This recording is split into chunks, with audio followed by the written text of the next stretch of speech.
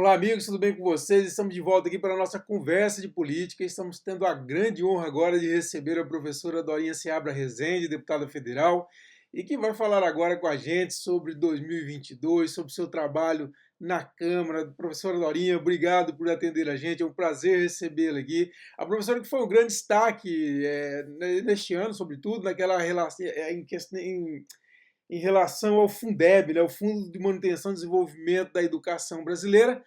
Professora, eu vou começar por aí, quer dizer, para a gente entender bem o que estava em risco em relação ao Fundeb e qual a conquista dessa aprovação pelo Congresso Nacional, que a senhora acabou sendo uma espécie não, articuladora, tanto no Congresso, no Senado, quanto na Câmara. Obrigado.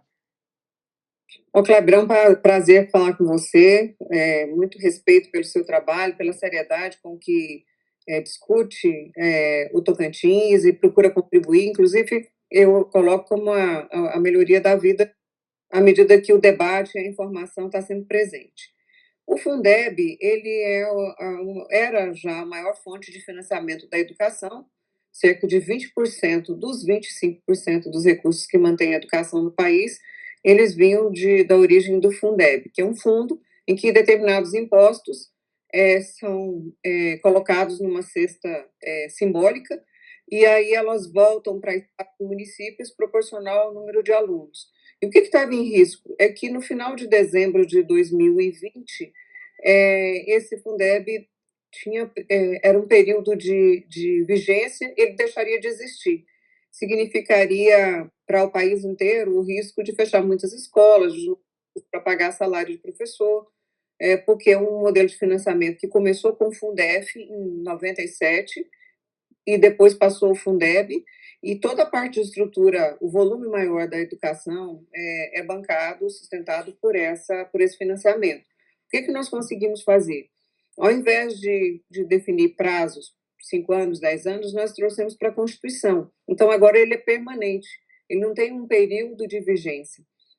E um outro avanço bastante significativo é que nós conseguimos também ampliar a participação da União, porque nesse fundo, né, o Fundeb, os estados, os municípios colocavam 20% dos seus tributos, vários tipos de impostos, e a União, ela colocava só 10%, sendo que o bolo maior de recursos é da União. O que nós conseguimos assegurar? Num movimento, inclusive, do próprio governo, o próprio presidente Bolsonaro queria fortalecer o atendimento da educação infantil e da educação profissional, e nós vamos até 2026, ou seja, num curto espaço de tempo, nós vamos mais do que dobrar a complementação da União. Isso é importante porque permite, e aí foi um dos elementos que o novo fundo também traz, permite chegar mais dinheiro na ponta e abrir vaga da educação infantil.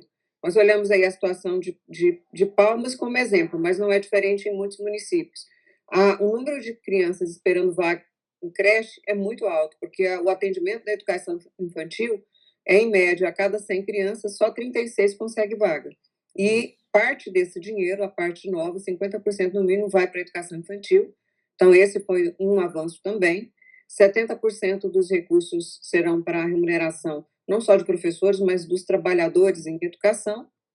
E um outro ponto que eu considero também igualmente importante, que, na verdade, responde a uma outra ala, até do ponto de vista ideológico, que era a preocupação com o resultado. O Fundeb nunca colocou como critério a melhoria da qualidade da aprendizagem, porque nós vamos colocar dinheiro público, estamos colocando dinheiro público, são escolhas, e qual era parte desse recurso? Nós colocamos que ele deve ser para incentivar os melhores resultados, não para os que já são bons, mas para aquele que, no seu esforço em relação a si próprio, melhora o aprendizado, alfabetiza melhor as crianças, garante que eles possam aprender e ter melhores resultados na educação. E não é um ranking, mas o esforço em relação à própria rede.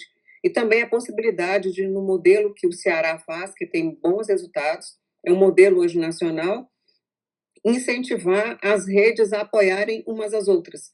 As redes que ajudarem outras escolas a melhorarem os seus resultados, elas podem também ser incentivadas com recursos. Então, por um lado, a gente queria reduzir a desigualdade, porque nós temos alunos no Brasil e o município tem em torno de 15, 20 mil reais por ano, e tínhamos redes com R$ 1.800 para manter a mesma escola, o mesmo aluno. Era como se a gente tivesse brasileiro de vários níveis, dependendo da sorte ou azar de nascer num estado ou no outro.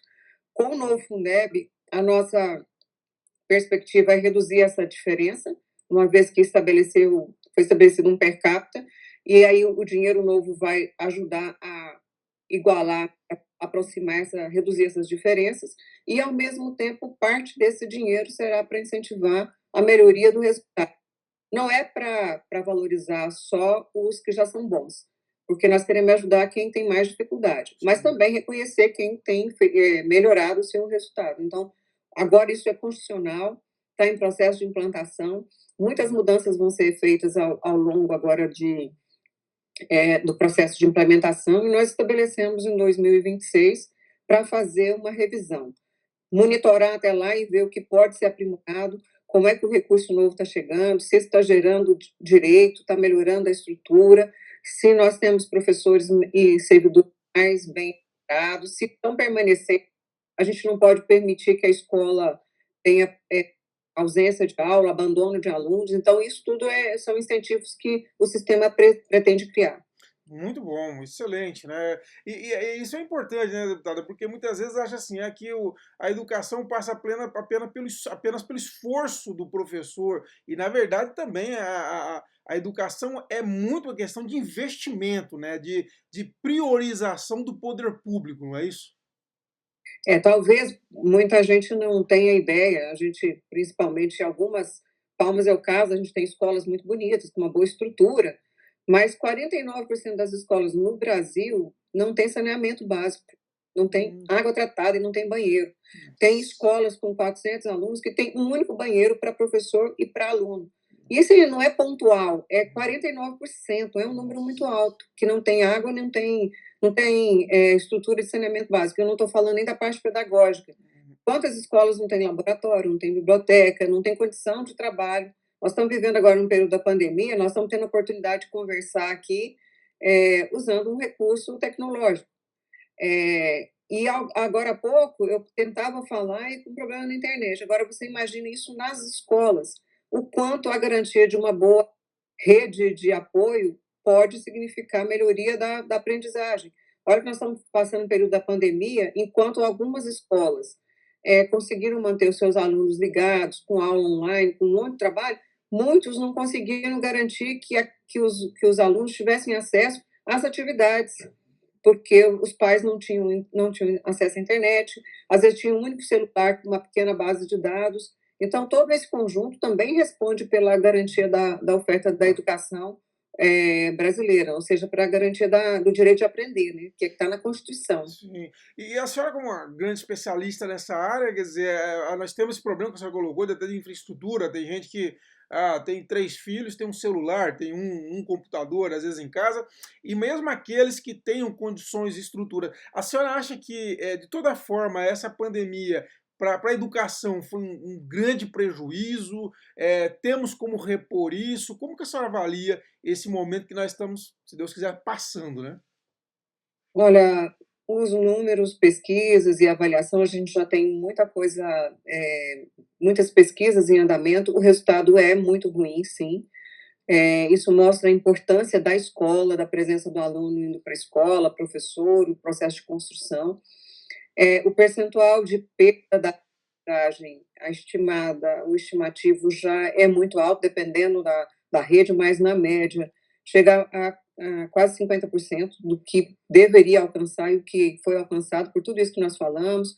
Professores que não tinham também preparo para lidar com essa nova tecnologia, tiveram que aprender a lidar. Eu tenho acompanhado situações em que os professores aprenderam, né? Estão aprendendo a dar aula, a ligar para o aluno esperar o professor, às vezes arrumado com o uniforme, ele quer botar o uniforme para esperar a ligação do professor.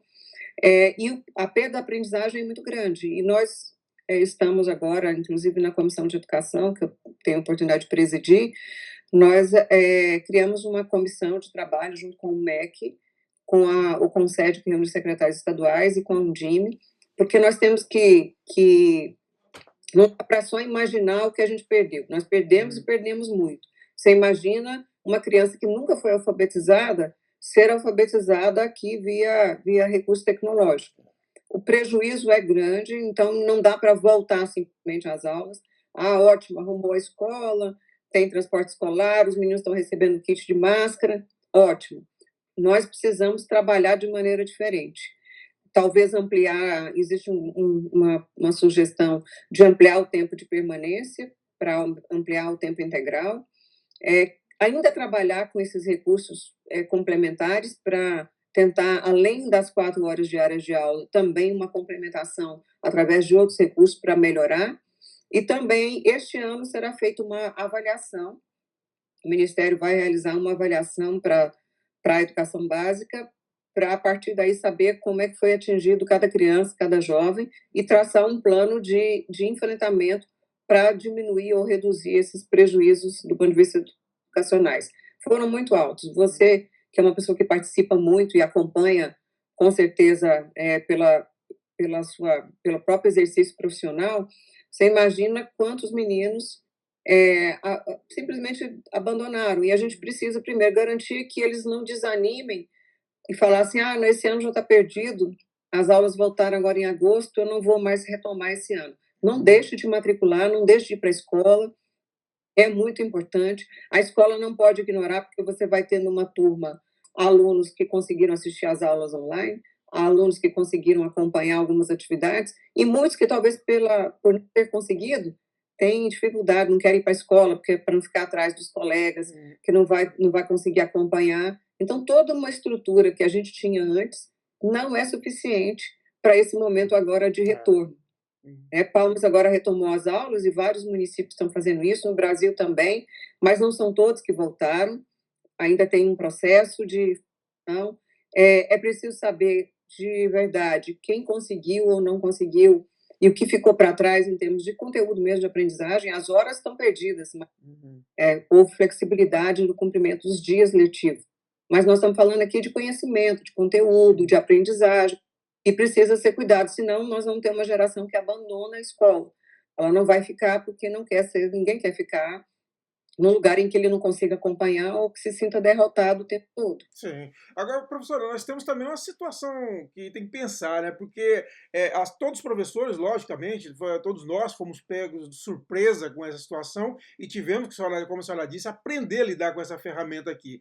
Agora, a partir desse aprendizado, não dá mais para pensar a educação sem também o preparo do profissional para lidar com essa ferramenta também, né? O que a senhora pensa desse assunto? Olha, você tem toda a razão. Eu inclusive falei sobre essa questão dos aprendizados que ficaram na pandemia. Nós temos alguns projetos e eu, inclusive, devo assumir uma relatoria agora que é sobre esse ensino híbrido e a formação do professor para lidar com tudo isso. Realmente caiu no colo de todo mundo, a gente não imaginava, o que não é justificativa para que a gente não tivesse uma formação de professores que já desse conta desse preparo para o professor. Porque o avanço, né, nós estamos falando o tempo inteiro, rede social. Você pega uma pessoa que tem, às vezes, a sua atividade, uma atividade primária, que ele tem lá o seu telefone para trabalho, ele acompanha as redes sociais. Agora, você imagina isso numa escola. O professor tem mais do que nunca, as universidades estão sendo provocadas para rever esse processo de formação. Elas precisam trabalhar com essa questão do professor, porque não é só estar falando, é melhorar a comunicação, melhorar o processo de formação, produção de atividades, né? Porque eu entendo que a pandemia trouxe alguns aspectos que eles vão ficar. Por exemplo, aqui na Câmara, audiências públicas eram realizadas, às vezes, com um custo enorme para o país. Trazia uma pessoa lá do Rio Grande do Norte para falar por 15 minutos. E, além disso, foi complicada em virtude de se organizar, o custo da passagem, do hotel, muitas vezes. O que eu estou querendo dizer? Na educação, o professor vai estar lá no período regular das aulas, mas ele vai ter que trabalhar em outro período, inclusive com os alunos que ficaram para trás e com os que estão bem, porque no Brasil a gente tem mania de ignorar o aluno que está bom. A gente não trabalha com um aluno que tem um super desempenho, que tem um melhor desempenho e que queira, inclusive, avançar. Ele quer uma carreira que exige um maior aprofundamento na área da biologia, da física, da química, por que não ter atividades diferenciadas que ele Sim. possa aprimorar? Então, não só a formação, a produção de material didático também. Nós temos o livro tradicional, o livro didático, mas a gente precisa construir outros aprendizados em relação à produção de material, um material que ajude o aluno a continuar aprendendo, independente de estar pertinho do professor ou não. Tanto é que eu tive a oportunidade de conhecer, debater muito sobre a educação domiciliar, e ela tem um princípio que é da pedagogia, é, da busca que o próprio aluno, orientado por pais, orientado por especialistas, é, tem rumos de buscar através da internet, de grupos de pesquisa, de outros colegas, de aulas. Eu sou professora, postei a minha aula ali, um outro professor pode pegar aquela minha aula que está bem feita numa área de cálculo, numa área da matemática, e isso pode ser aprimorado para outras turmas. Onde não tem professor, por exemplo, ou um bom professor, ou um professor qualificado numa disciplina. Por que não pegar uma aula de um grande especialista da química e poder ser trabalhado na escola lá de Sim. Piqueteiro, na escola Sim. de Curupi? Eu acho que esses recursos nós temos obrigação de... Eles são legais da pandemia, desse período que nós fomos obrigados a enfrentar e descobrir novas formas, inclusive, de aprendizado e de construção do conhecimento. Com certeza, né? Hoje não temos mais limite, né, de distância entre as pessoas, a gente pode aproveitar tudo isso, trazer grandes nomes para falar sobre, como acontece já em todas as áreas, a gente ter também na área de educação, de formação das pessoas, né? A rádio, né, nós passamos, na verdade, eu comparo que nós demos pouca importância pra rádio. E a rádio, ao longo dos anos, ela já foi responsável por grandes programas de Sim. formação. E a rádio chega em muitos lugares em que não chega TV, não chega a internet, e você pode ter programas educativos utilizando o rádio. Muitos canais abertos de TV que estão subutilizados, que tem ali, foram autorizados, tem aquele espaço que você pode criar essas alternativas de outras formas de riqueza, de aprendizado mesmo. Eu acho que a gente não pode acomodar. Não, Sim. passou a pandemia, agora a gente vai voltar para uma vida normal, e como se aquele intervalo de tempo não tivesse acontecido. A gente tem que olhar para tirar o que tem de aprendizado, e acho que mexer, a gente não sabe quais são os riscos que nós corremos, podemos voltar, né? Tem pesquisadores que dizem que tem 7, 8 vírus com potenciais de pandemia. Independente disso, nós temos hoje um fenômeno mundial, a pandemia atingiu o mundo inteiro, então também é uma oportunidade de a gente aprender com os outros países. Tem país que já tinha uma estrutura mais avançada, com material produzido, e por que não trocar?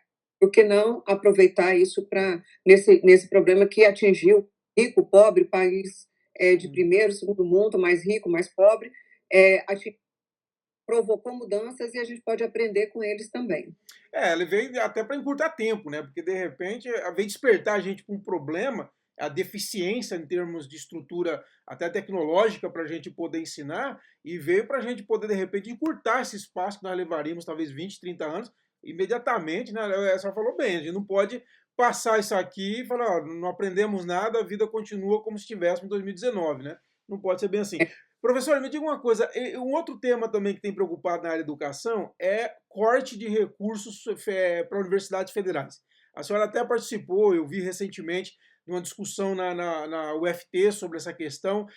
Como que está esse debate? Ele realmente é preocupante? Eu vejo algumas pessoas se mobilizando e entram em contato comigo, muito preocupado com isso. É preocupante, sim. Houve cortes. A área da educação, no âmbito do orçamento federal, foi a área mais atingida, na média 28% do que foi aprovado, que já não era suficiente, foi cortado, foi contingenciado, então já é um problema. Universidades federais, institutos federais têm problema de gestão a partir alguns algumas universidades mais robustas, desde julho, já com dificuldades de gestão. Eu tive a oportunidade de trazer o ministro Paulo Guedes, que respondeu, seria uma convocação, mas nós conseguimos negociar, ele veio à Comissão de Educação, no dia se comprometeu de fazer uma suplementação, liberou cerca de R$ 1 bilhão, mas ainda é insuficiente ambiente, e ele deve vir à Comissão de Educação novamente na próxima semana. Está previsto a vinda dele no dia, acho que dia 12, também atendendo era convocação, eu consegui fazer um acordo, ele inclusive se dispôs agora a conversar conosco, nós estamos trabalhando de maneira incessante para recompor o orçamento do Ministério da Educação. Tem programa, e no caso, por exemplo, do funcionamento das universidades, os programas de apoio estudantil aos estudantes mais carentes, no caso do Tocantins, nós temos estudantes indígenas, quilombolas, estudantes de cidades muito pobres que vão para outras cidades, que é o chamado apoio estudantil, estão muito comprometidos. Restaurante universitário, não sei se você acompanhou uma movimentação em Araguaína na semana passada, dos estudantes da medicina dizendo, olha, não vão abrir vaga nós somos do 6º período e não tem professor suficiente e não vão abrir vaga porque estão reclamando, não tem dinheiro. Então, essas situações emergenciais a gente está tratando com o ministro Paulo Guedes, e ele vai vir novamente, a gente não está dando folga para que seja, porque, na verdade, o grande controle é o governo que tem que dizer de onde ou como fazer essa viabilização. E fizemos, inclusive, quando ele esteve aqui, um contraponto, enquanto o Ministério da Defesa cresceu o orçamento, superando praticamente o orçamento da educação, a saúde e a educação caíram, e a educação foi a que mais caiu. Por quê? Tem a emenda constitucional 95, que estabeleceu o teto de gasto, ela dificulta, mesmo com o dinheiro existindo, você não tem como colocar naquele órgão o recurso.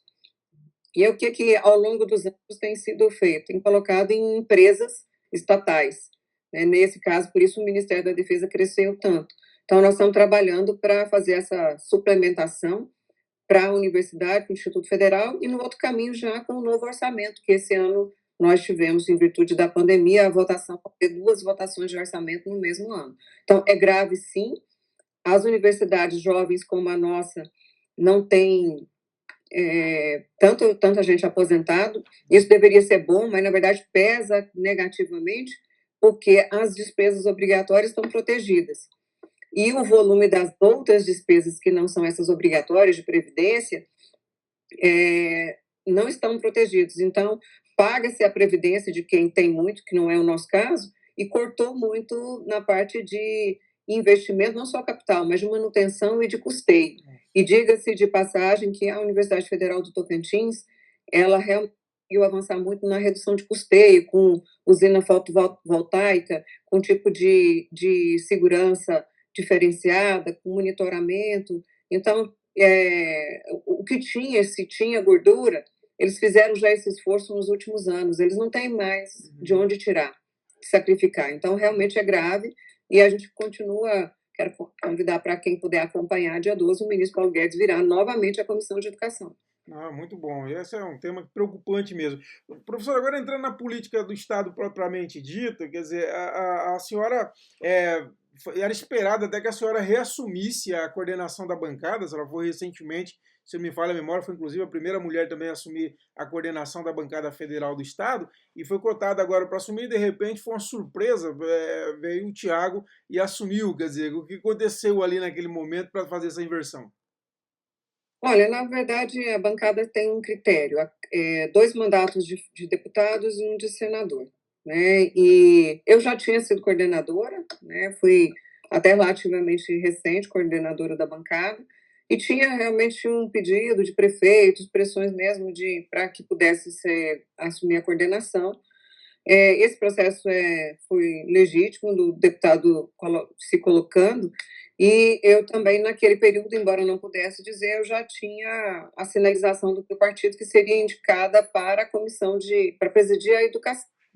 Estava acumulando a Secretaria da Mulher, que tem um volume muito grande de ações, a secretaria é parte da estrutura da mesa, então tem um conjunto de estruturas, servidores, tanto que em 2 anos nós vamos aprovar mais de 80 projetos de lei, todos ligados a essa defesa da saúde, combate à violência, a questões de educação, de trabalho, de renda, da própria questão de previdência e renda ligando à mulher. Então, eu ia acumular as duas posições. E aí, num processo mesmo de discussão, tinha outros pré-candidatos, o deputado Damásio também, que Sim, seria um excelente coordenador, também tinha sim. colocado seu nome, o deputado Vicentinho já anteriormente, e até me apoiou agora nesse esforço. Acho que a gente fez um bom acordo, dando oportunidade para o deputado Tiago Dimas, que é chegante, né, no mandato, mas também conhece muito, teve uma grande votação, tem um trabalho muito forte em todo o Estado. E o trabalho da bancada tem sido fundamental para o Estado, principalmente nesse momento de pandemia, né? Eu acho que além da questão da vacina, né, que vocês também colaboraram com o Estado aí para correr atrás para melhorar, nós tivemos também a canalização de recursos também. Como que a senhora avalia o trabalho da bancada nesse período, a senhora acompanhando, logicamente, de dentro aí a situação? Acho que tem uma série de elementos importantes, né?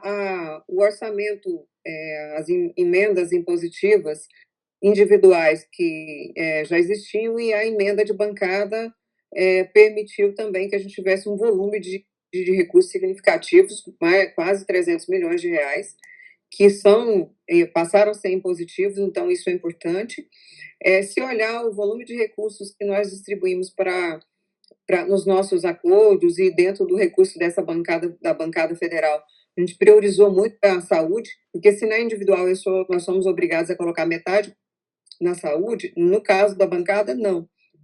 Então, todo o esforço que a bancada fez de enviar recursos para todas as cidades, receberam recursos para enfrentamento da Covid e também na melhoria recursos de manutenção, que a gente chama de PAB, né, e de MAB, que é o financiamento da saúde especializada e da atenção básica. Então, todos os deputados e senadores colocaram distribuição desses ônibus amarelinhos aí, que são de verdade, são da bancada, são recursos colocados ainda quando eu estava na coordenação, os maquinários, né, que foram distribuídos para todos os municípios. E lógico que é suprapartidário, cada um Sim. com diferentes olhares, mas assim, esse apoio diretamente ao sistema tem sido muito forte. Esse ano nós colocamos recursos para as universidades federais, para a educação básica, para os institutos, todo mundo colocou dinheiro para a saúde, para mais maquinário, para asfalto. Então, assim, é uma oportunidade. Dinheiro novo que está chegando nos municípios é dinheiro federal da bancada. Sim, verdade. Deputada, me diga uma coisa, o governador Mauro Carles está deixando o DEM, né, deixou o DEM, né, foi para o PSL, depois de um curto período aí, parece que houve alguns choques entre vocês, quer dizer, como avalia esse ciclo que se fechou dele no DEM, a saída dele, como que você avaliou esse processo? Olha, Kleber, eu acho que eu apoiei o governador, o partido apoiou, né? Já existia um compromisso do deputado Gaguin com o governador, candidato à época desde a suplementar, o Democratas apoiou, nós andamos, estivemos em campanha, sempre existia uma proximidade e até uma disposição de ajudar. A vinda dele para o partido sempre foi muito bem-vinda, né? Tanto que fui consultada e acho que para nós do partido era muito importante. Mas o governador tinha, e é compreensível, uma vontade de ter a direção do partido. E, ao mesmo tempo, eu já estou no Democrata sempre, eu nunca tive outro partido, já está. O partido tinha, assim, um compromisso de manutenção da minha presidência, o que não é problema. Quando na época, o grupo que estava no Democrata saiu e ficou só eu e o deputado Damaso, eu deputada federal e ele deputado estadual. Nós fizemos um acordo e ele assumiu a presidência do partido por 2 anos, sem nenhum problema. Não é porque eu era federal que eu tinha que assumir. A gente tinha um acordo de trabalho que nunca causou nenhum tipo de problema. Então, não era só a questão da presidência. Mas eu compreendo essa talvez a ansiedade dele e talvez também, lógico, embora tenha muitos estados, como é o caso de Goiás, e outros estados que nós temos governadores ou temos senadores, e eles não presidem o partido. Mas no caso específico, eu respeito, ele tinha essa talvez vontade, o formato que aconteceu também, acho que ele talvez imaginasse isso, enfim, mas de maneira legítima ele foi para um outro partido, né? Eu desejo sucesso nesse novo partido. Tem muitos partidos no Tocantins, partidos grandes que não têm nenhuma representação federal e que tem esse espaço, né, do ponto de vista de organização. Isso é normal, mas acho que desejo sucesso para ele. Tá certo. O DEM, por falar nisso, foi o partido que mais elegeu prefeito, foram 26 prefeitos em 2020, e agora há uma expectativa que grande parte desses prefeitos possam deixar o partido para acompanhar o governador. A senhora vê algum problema nisso? A senhora acredita que isso deve acontecer? Olha, eu não tenho essa expectativa, né, mas também acho que é um procedimento normal, o Democratas elegeu o maior número de prefeitos. Alguns desses prefeitos têm uma proximidade maior com o governo, ou tem até com o deputado Gaguinho, que também já sinalizou que vai para um outro partido, por uma questão nossa de organização política mesmo. Eu acho isso natural, assim como nós temos outros prefeitos que estão em partidos e que, por situações locais, não viriam, eles podem vir agora se houver algum tipo de mudança. Acho que existe uma grande tranquilidade, né? Eu, em particular, não acho que o número de prefeitos, embora a gente esteja falando de uma posição confortável, porque temos o maior número de prefeitos, isso tem como é que teria um grande impacto numa eleição de 2022. Por exemplo, eu já tive momentos em que eu fui eleita e meu partido tinha um prefeito. Sim. Eu tive apoio de partidos diferentes, porque é esse fluxo de trabalho. São municípios que eu ajudo, que eu coloco recursos, que eu apoio na gestão e que eventualmente o prefeito apoia. Agora, é lógico, o prefeito, eu digo prefeito, vice-prefeito, os cargos majoritários podem mudar de partido a qualquer momento e várias vezes, né? Então, cada um tem que avaliar. Eu acredito que o seu compromisso com a sua cidade, se for o melhor para seu município, acho que é legítimo, né? Ele precisa se organizar. Eu conversei com deputados federais, por exemplo, o Vicentinho Júnior, ele fala que vocês conversam muito sobre a bancada conversa muito sobre a possibilidade de uma frente de oposição, uma participação forte da bancada numa frente de oposição ao governo do estado o ano que vem.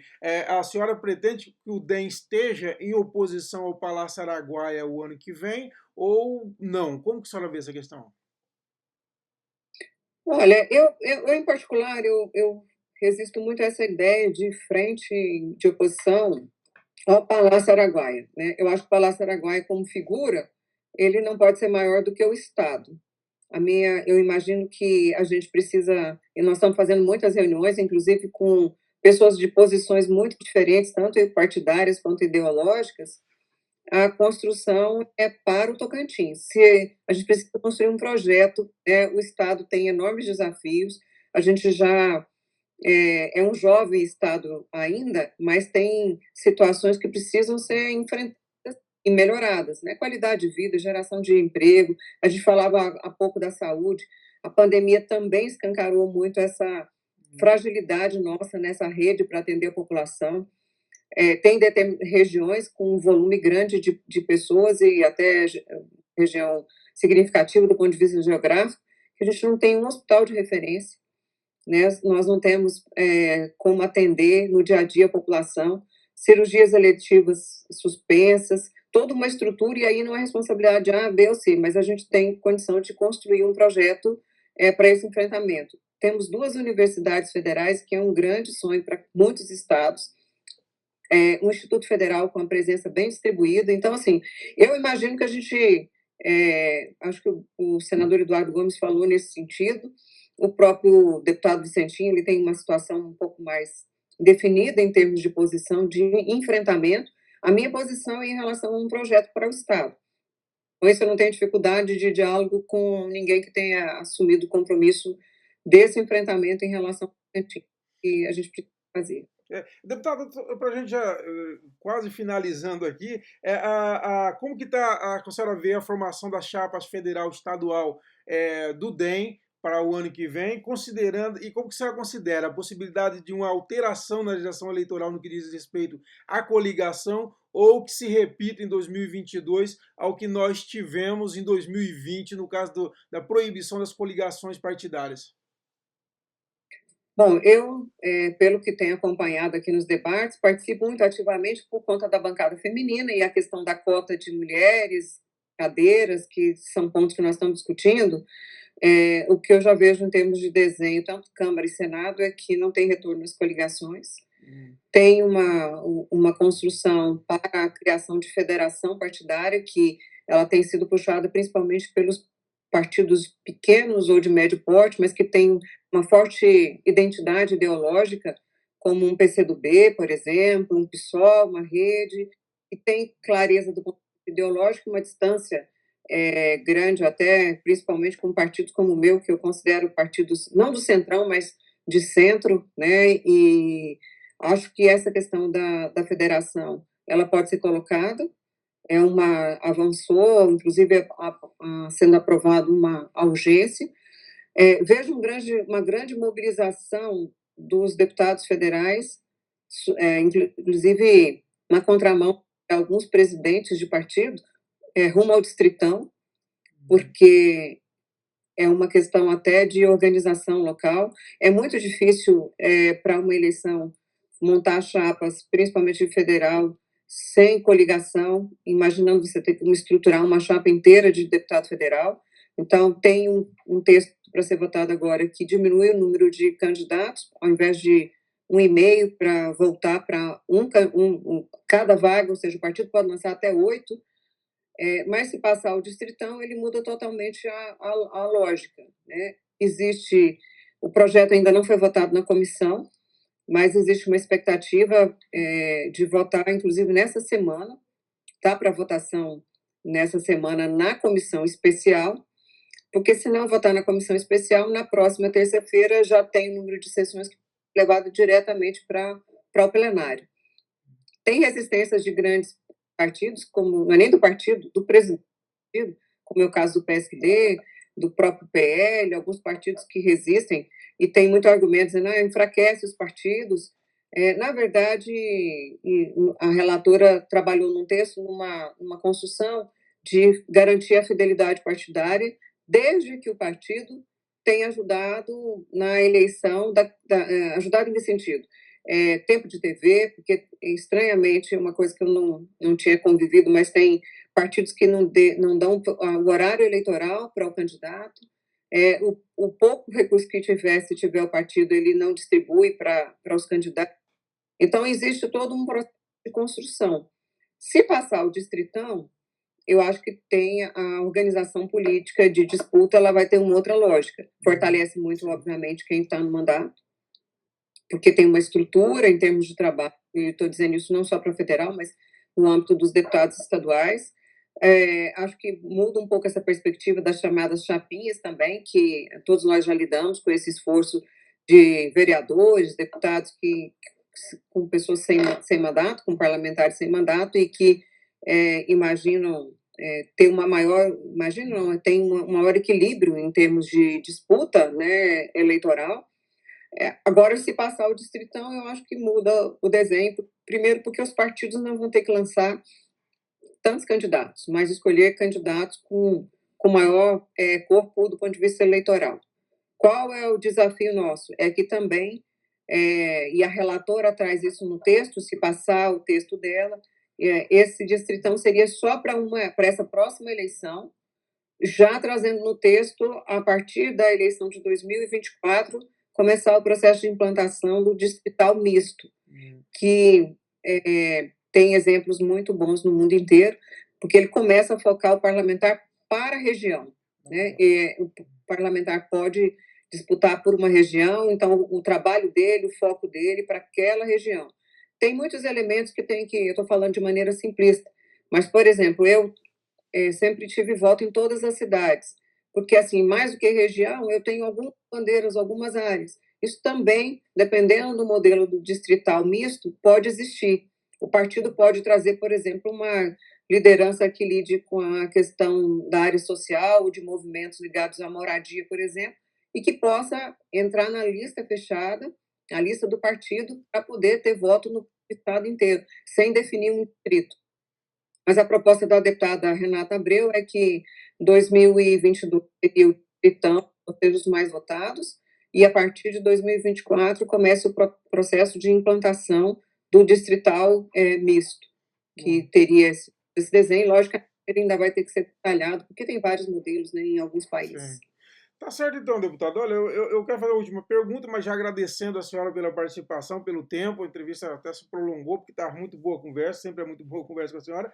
E eu pergunto o seguinte: aquilo que eu tenho recebido, dei uma nota conversando rapidamente sobre isso pelo WhatsApp, fala-se muito, muitas lideranças querem a Dorinha para o Senado. Quer dizer, como que a senhora vê essa perspectiva ou realmente a reeleição é o caminho? Muito obrigado por ter conversado com a gente.